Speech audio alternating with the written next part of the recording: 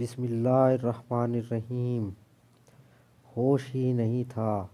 اس نے خاتون سے کہا فی الحال یہ رکھو اور مجھے اپنا ایڈریس بتاؤ۔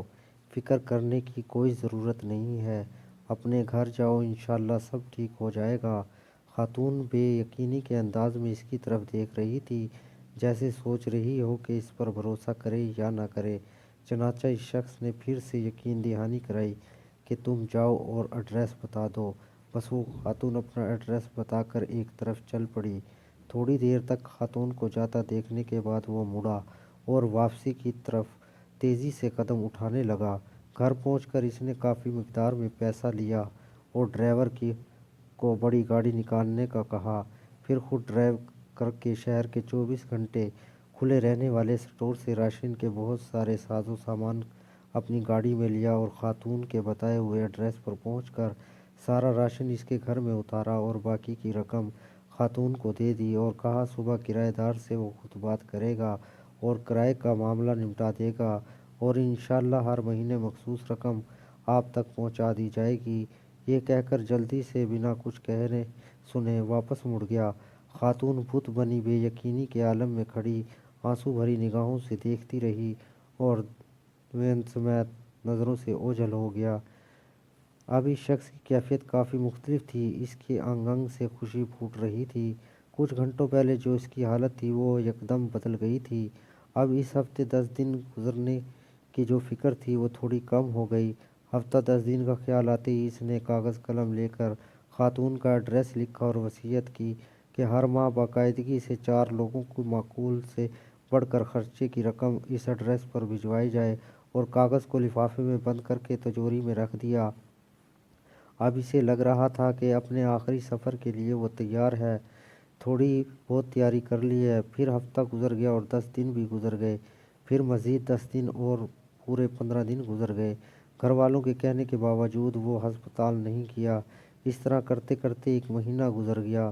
اگلے مہینے کی رقم بھی اس نے فوراً بھجوا دی اور ایسے 11 مہینے کرتے کرتے پورا سال گزر گیا۔ وہ معمول کے مطابق رقم بھجواتا رہا۔ پھر 5 سال، پھر 10 سال گزر گئے اور پھر پورے 20 سال گزر جانے کے بعد ایک رات وہ معمول کے مطابق تہجد کے لیے اٹھا، وضو کر کے تہجد شروع کی اور سجدے میں دعا کرتے کرتے اس کی سانسیں ختم ہو گئیں اور وہ اس دنیا سے سجدے کی حالت میں رخصت ہو گیا۔ ناظرین، یہ سچا واقعہ یہاں ختم نہیں ہوتا، اصل خلاصہ تو اب آنا ہے۔ گھر والے جب صبح اٹھے تو اس کو سجدے کی حالت میں مرا ہوا پایا۔ افسوس کے ساتھ ساتھ گھر والوں کو اس بات کی خوشی بھی تھی کہ اچھی اور مبارک موت ہوئی ہے۔ خیر، تکفین و تدفین اور دیگر انتظامات کے بعد اولاد کو تجوری اور وصیت کھولنے کا وقت آیا تو وہ بند لفافہ بھی نکل آیا جو کم از کم 20 سال پہلے کی تاریخ کا ان کے والد کے ہاتھ کا لکھا ہوا تھا اور اس کا مطلب تھا اسے لکھے ایڈریس پہ 20 سال سے رقم دی جا رہی ہے۔ پڑھنے کے بعد اس کو پتہ چلا کہ والد صاحب کو فوت ہوئے 7 دن ہو گئے ہیں، جو کہ تکفین و تدفین اور رشتہ دار لوگوں کے ملنے ملانے میں نکل گئے اور وصیت کے مطابق رقم کی ادائیگی 7 دن لیٹ ہو گئی۔ اس ایڈریس پر پہنچے تو دروازے کھٹکھٹانے پر خاتون باہر آئی، جو کہ اب 50 کے اوپر کی ہو چکی تھی۔ سلام دعا کے بعد تاجر کے بیٹے نے خاتون سے مؤدبانہ انداز میں کہا کہ آپ کو والد صاحب کی طرف سے جو رقم دینے آئے ہیں اور معذرت چاہتے ہیں کہ ان کی ادائیگی میں 7 دن لیٹ ہو گئے۔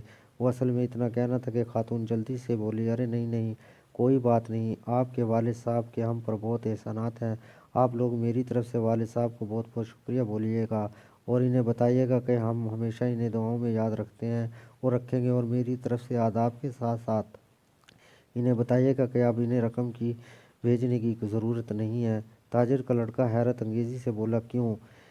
رقم کی ضرورت کیوں نہیں ہے؟ خاتون نے خوشی کے آنسوؤں میں ملی جلی آواز میں جواب دیا، اللہ کے فضل سے مہینہ پہلے میرے بڑے بیٹے کی ملازمت لگ گئی تھی اور 7 دن پہلے ہی اس کی پہلی تنخواہ ملی ہے۔ خاتون خوشی کے عالم میں کیا کیا بولے جا رہی تھی، جبکہ لڑکے کی کانوں میں خاتون کا یہی جملہ اٹک کر رہ گیا تھا، 7 دن پہلے ہی میرے بیٹے کو اس کی پہلی تنخواہ ملی ہے، 7 دن پہلے ہی میرے بیٹے کو اس کی پہلی تنخواہ ملی ہے، 7 دن پہلے ہی میرے بیٹے کو اس کی پہلی تنخواہ ملی ہے۔